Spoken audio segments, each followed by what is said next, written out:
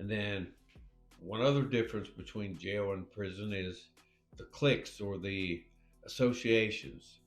A lot of times in jails, you know, you'll get a whole pod, or they'll just lump some people together, and there won't be very many of one association or one gang or whatever. So a lot of times in facilities that I worked in, um, they might click up by towns or cities they're from, because that's their commonality or their associate, or they might click up by race, or they might click up by just the stronger guys will dominate the weaker guys. So those are the differences in prison and jail. And the last one I'll touch on is the movement. In jail, you have a lot more control and a lot more of, they just don't move around a lot. Because in jails, they just put them in uh, whatever pods they have in their cells, and they don't do a lot. They don't do any outside recreation usually in jails. They usually have a little gym or a little rec area. They take them and they might go in there.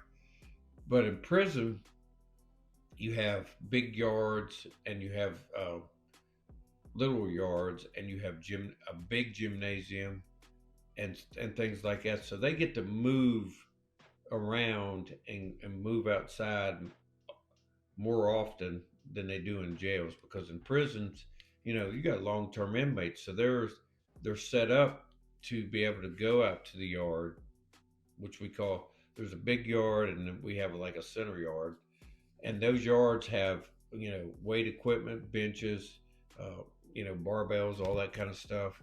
And they go out in these yards and they either walk.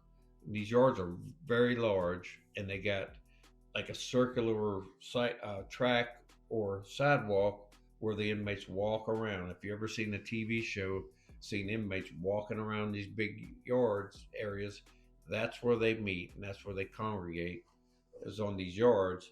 And that's where your drug trafficking is. That's where your gangs, you know, stake out their territories. They might even do a hit on the yard.